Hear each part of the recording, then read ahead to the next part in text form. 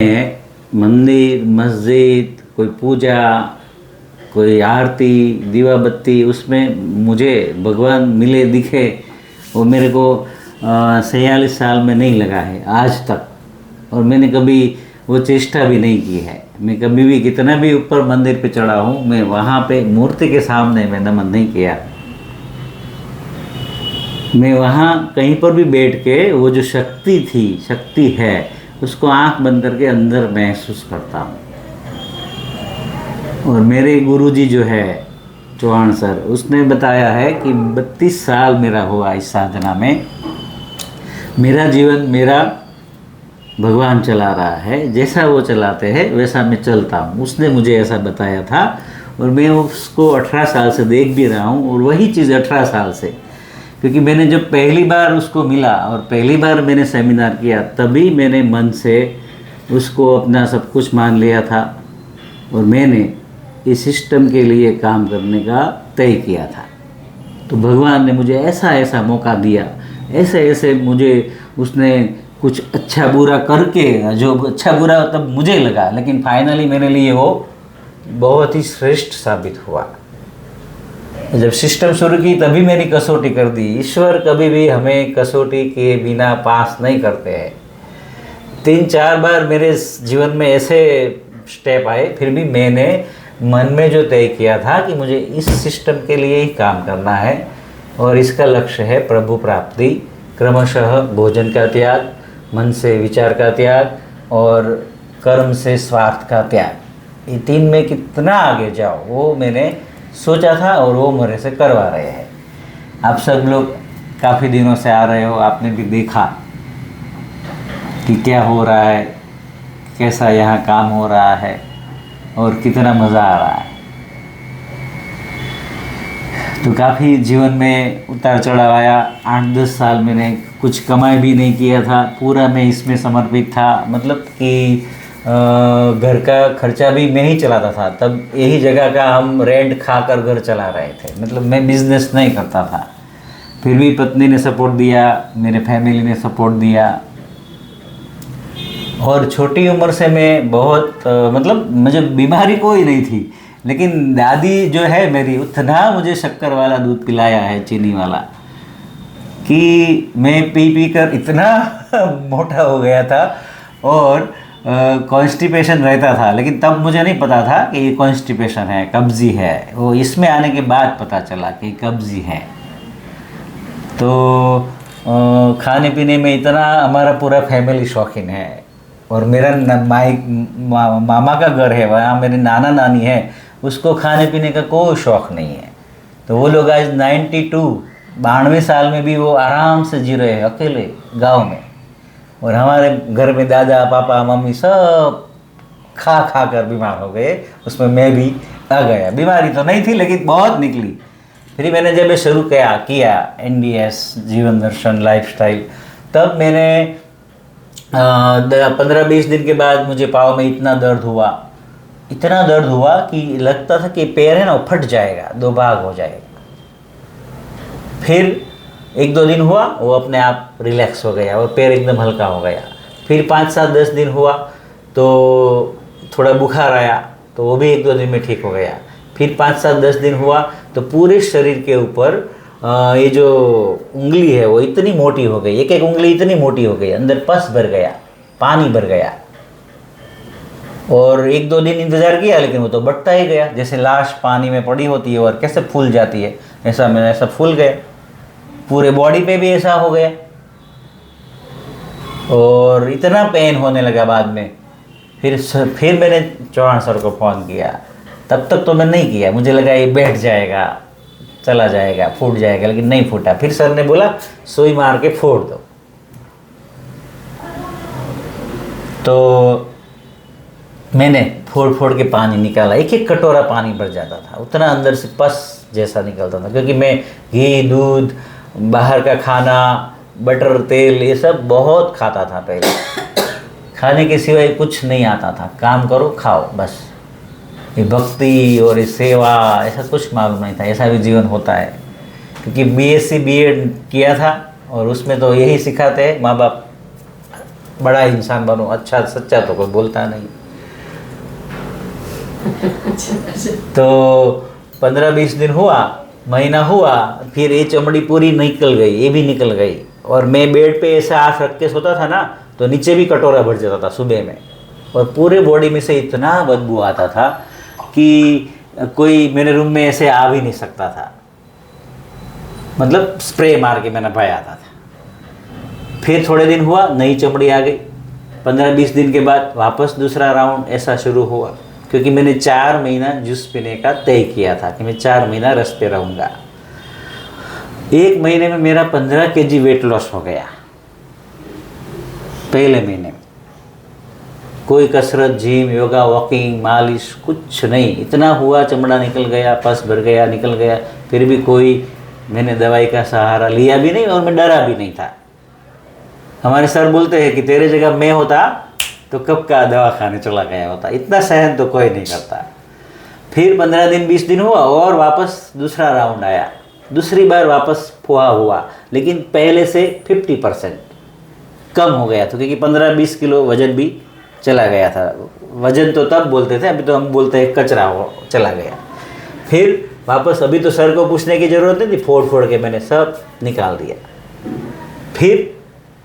फिर थोड़े दिन के बाद पूरा चमड़ा निकल गया, शरीर का भी पूरा चमड़ा, खुजली कर के पूरी चमड़ी निकल जाती है। फिर थोड़े दिन में दूसरी बार आई, नई चमड़ी आ गई। फिर पूछा हम, कचरा तो कचरा। फिर दूसरी बार चमड़ी आ गई। फिर थोड़े दिन के बाद तीसरी बार हुआ, और इसके बीच में मुझे 2-2.5 महीने के बाद इतना बुखार आया, 12 दिन तक बुखार आया, और मेरा खून का कलर भी ऐसा आ गया, सॉरी यूरिन का कलर, 3-4 बूंद यूरिन पड़ता था, क्योंकि 12 दिन तक उपवास हो गए। 12 दिन तक मैंने देखा नहीं कि भूख कैसी होती है, भूख लगी है बिल्कुल पता नहीं चला। 12 दिन तक पानी तक नहीं। और 12 दिन के बाद भी मेरी वाइफ फिर आ गई, फिर गांव में गई थी, मेरी माँ तब बीमार पड़ी थी, दिमाग का प्रॉब्लम हुआ, तो वो मुझे हाथ पकड़ के टॉयलेट ले जाना, एनिमा लगाना, संजीवनी क्रिया कराना, नहलाना, तो नहाना धोना तो होता भी नहीं था, पूरा चमड़ा निकल गया था, पूरा बहुत खराब हो गई थी हालत। फिर 12 दिन के बाद जब मैंने संजीवनी क्रिया किया, तो उसके अंदर इतना काला काला कचरा निकला कि वो पूरा कचरा इस तरीके से निकला कि मुझे लगा कि 12 दिन के निर्जला के बाद भी ऐसा कचरा निकला क्या है। तो मैंने फिर क्या किया, देखा मैंने निकल तो रहा है, खड़ा खड़ा गिर जाओ, खड़ा खड़ा मैं गिर जाता था।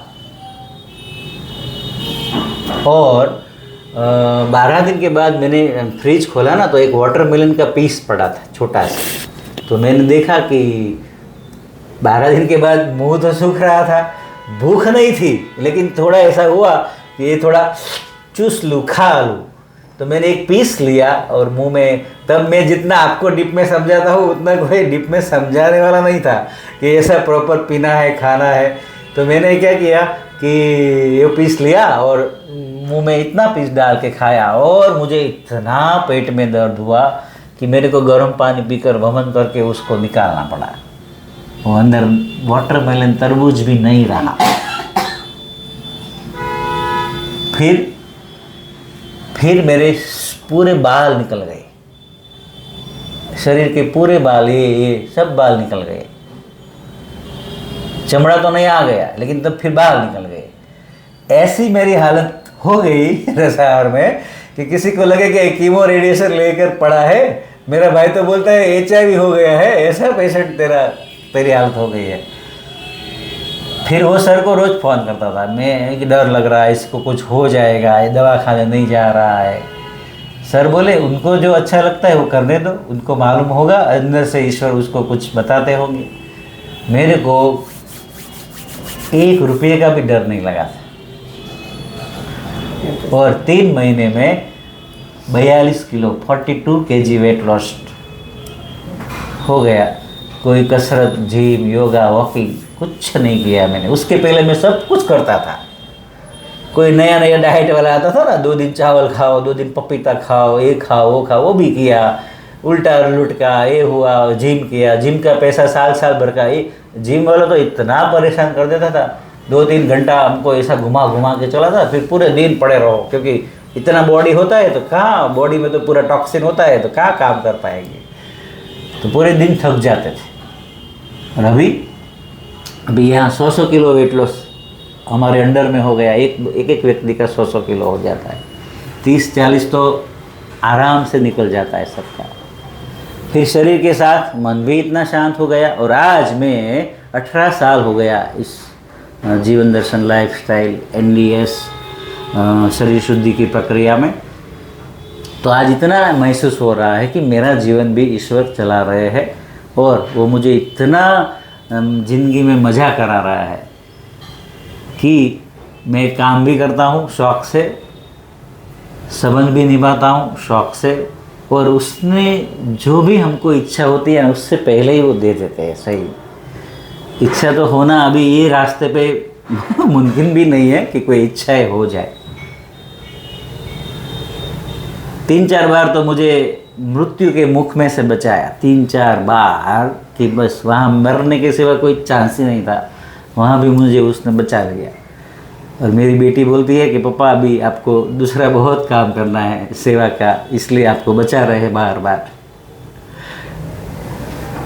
एक बेटी है, वाइफ को बेटे का होता है, तो अभी भी ये निकुंज मिल गया पूरा, ऐसा हम इस तरीके से जुड़ गया है कि भाई चलो वो भी अभी भगवान ने पूरा कर दिया। तो जितना ईश्वर पे हम छोड़ेंगे इस साधना में, पूरा जो हम बोलते हैं ना आनंद, फाइनली मौज मस्ती आनंद वही मिलता है।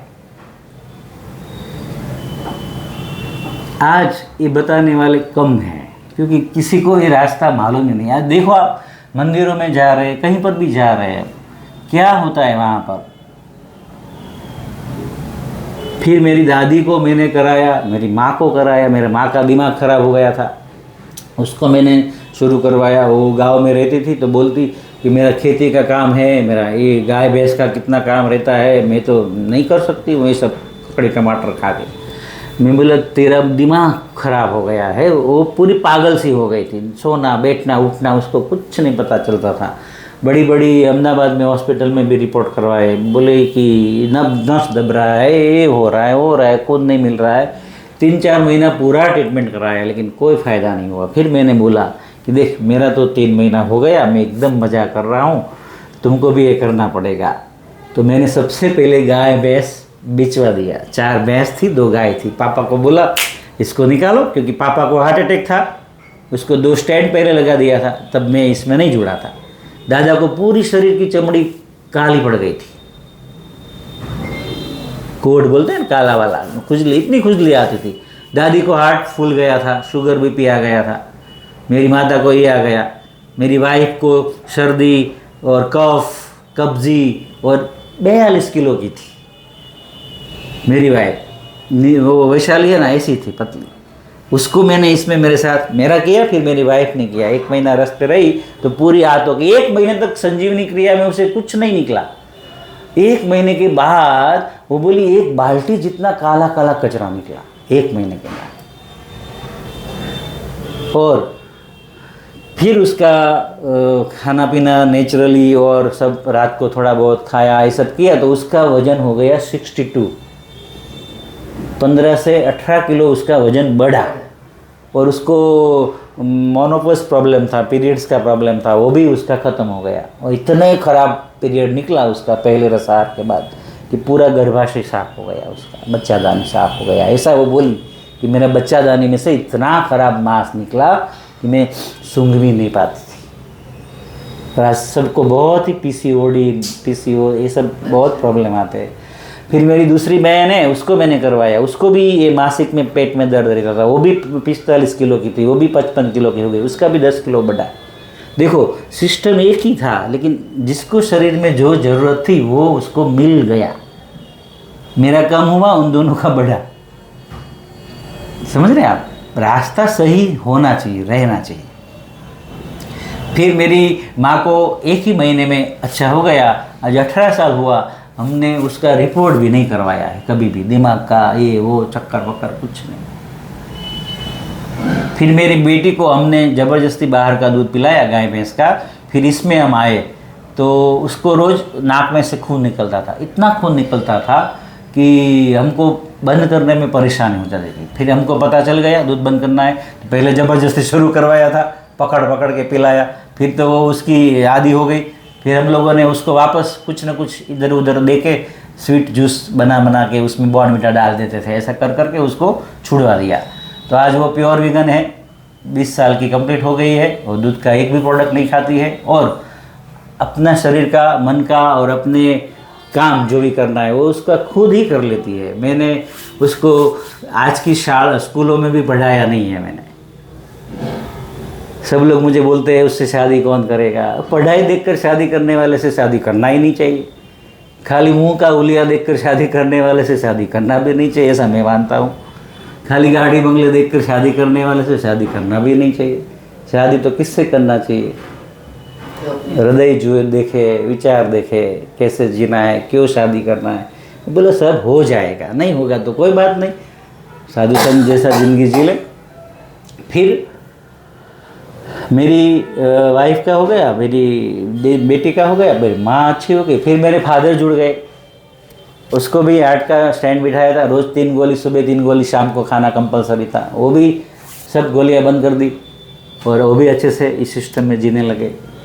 खून पतला की, बीपी की, कोलेस्ट्रॉल की। फिर मेरी दादी ने किया, वो भी अच्छी हो गई। सबसे बड़ी बात है कि हम यहाँ जो भी लोग हमारे से जुड़ते हैं जीवन दर्शन में, उसको क्या बोलते हैं कि आपको क्या मिलेगा लास्ट में? मृत्यु कहाँ आएगी?